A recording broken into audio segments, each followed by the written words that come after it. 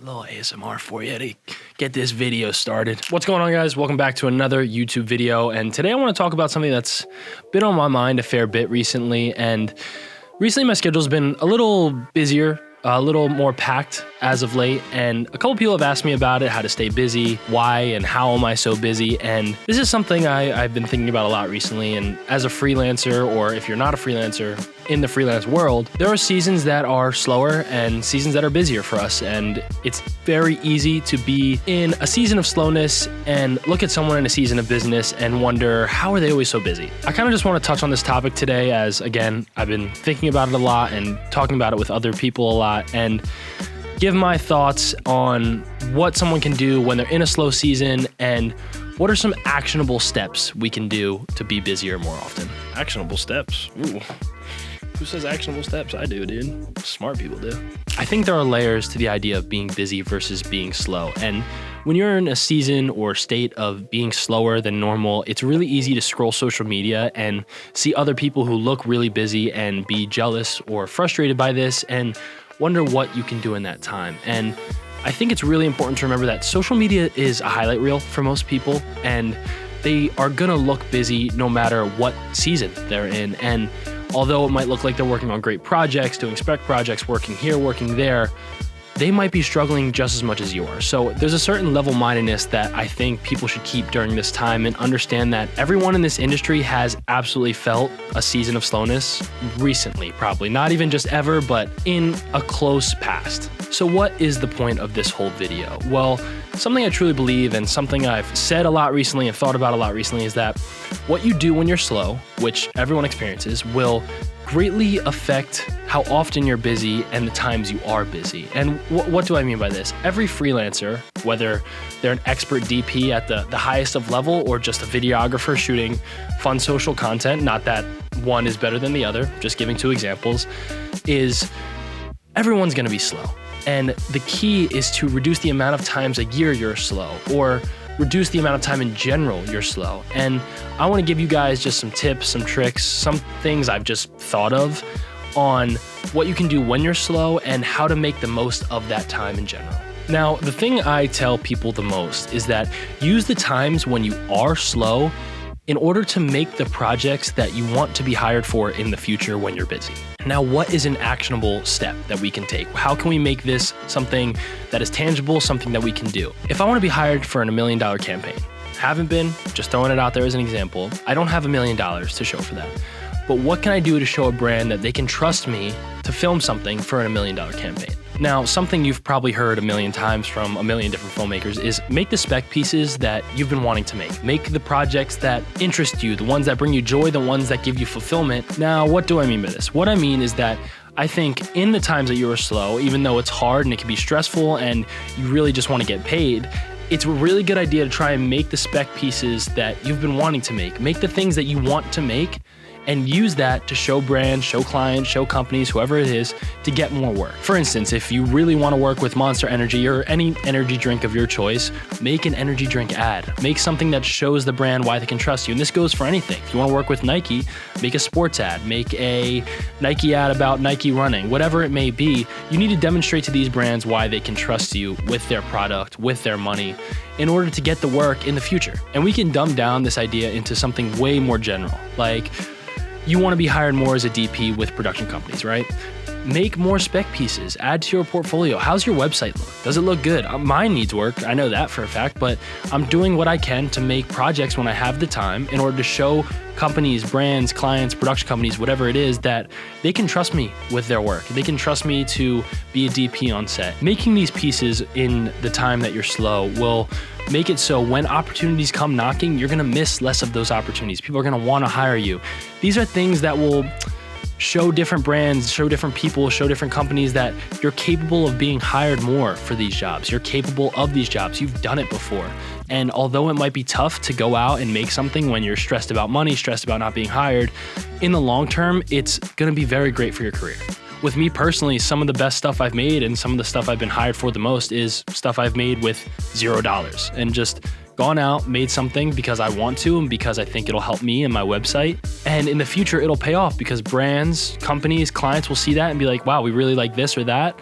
and we want to hire you for our project. Had the boys dress in all their best running equipment, so that way Hunter doesn't feel left out here. Nash, let me show you. Let me show the BTS guy. This guy? This guy. Sheesh. Creating when you're slow, I think, is absolutely the best use of your time. I think it's effective. I think when people see that you can do this work, they want to hire you. At least in my experience, I could be wrong, but that's just what I think. But what's another actionable step we can take? Connecting with people that you may have never spoken to before, people you want to work with in the future, is a really great way to do this, as well as follow up with people you haven't spoken to in a while. There's plenty of people that, you know, I've worked with and really enjoyed working with in the past. And if I haven't heard from them, I'll reach out and say, yo, what's up? How are you? What are you doing? How's work? Blah, blah, blah. And I think doing this just shows you care, and it just keeps you fresh in the minds of people you want to work with. Personally, I think I'm someone who could definitely improve with this. I've always been someone who doesn't really like to ask for things, ask for help. And for some reason in my head, I think that when I reach out to someone, it looks like I'm asking for something, but really I could just be saying what's up. And there's plenty of times where it is like that.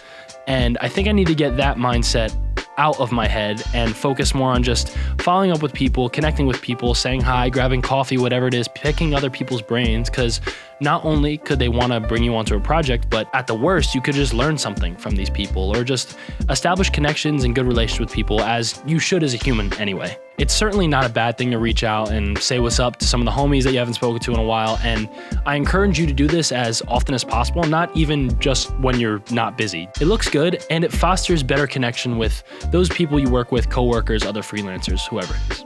Now, with people you may have never spoken to, there are plenty of filmmakers, photographers I follow and have never spoken with, have never worked with, have never met in person, but I've gone back and forth in DM with them and it's led to projects. There's a photographer I knew in Philly and I've never met this person in person. Wow, I've never met this person in person. Dope. I've never met this photographer in person, but they've recommended me for jobs and I've gotten those jobs and they've, you know, inadvertently put money in my pocket, and that's something I really appreciate. And it's all just from being like, what's up, dude? Love your work. Keep killing it. Whatever it is, reach out to these new people, establish connections, and you'll figure out that there's always a community for people in the photography and filmmaking world. I do think there's a right way and a wrong way to go about this. Don't just reach out to people to look for work. Make sure you're checking in on them as a human should with anyone, not just because you're in a slow season. But say what's up, ask them how they are, how's their family. All of this is really important. Don't just be like, yo, what's going on, man? Got any work coming up? Can I hop on? That just kind of looks bad, and I wouldn't recommend that for anyone in any field, in any capacity at all. Be genuine, be yourself, be a good human, check in as a friend, and people will really appreciate that. And not only will people appreciate that, but it could lead to a lot of new opportunities that you never thought would come. Wet my whistle. My last and final thing that I would highly recommend doing is following up with past clients or brands you've worked with. And my good buddy Zach and I told me this, but brands grow and clients grow, so following up can be a huge deal for you as a filmmaker. This is something that I don't do enough, or at all even sometimes, but I very much think that it's something that is really important and can be hugely beneficial in your career in staying busy. Following up with past clients and brands is a really good way to catch them at a good time, especially if you nailed the last project you did with them. Similar to how I was talking about with people, when you follow up with clients, be genuine. Ask them how they are, how business is, and definitely ask them if they appreciate the last project you did, if they liked it, if it's really helping their business, whatever it may be. The worst that can happen is that the brand or client will really appreciate you checking in and keep you in mind for future projects, whatever it may be. And the best that can happen is that you catch them at a time where they're already contemplating working on another project, and because you checked in, they're already thinking of you and they say, hey, you want to jump in on this? We want to do it again. We loved your work last time. We appreciate you reaching out. And boom, you have another project right there. It's these little gestures that kind of keep you fresh in the minds of clients and people. And overall, you just stand out because being a good person and reaching out is huge. And it's something that everyone appreciates. I know I appreciate it, and that's why I try and do it for other people. Anyway, this has all been sort of on my mind recently, especially with me. I've definitely been in a lot of seasons of slow and a lot of seasons of busy. So I wanted to share my thoughts with you, and especially with people who are early in their career like me. It's hard to not beat yourself up. So I think that this is something I just wanted to share. Everyone feels it, and I think it's common, but it's really easy to get in your own head and tell yourself that everyone's busy besides you.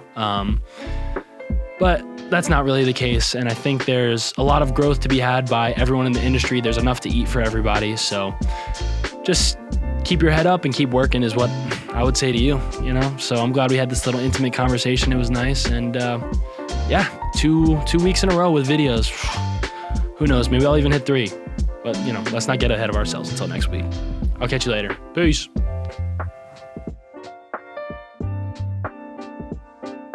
What you can do when you're slow and how to make the most of that time in general.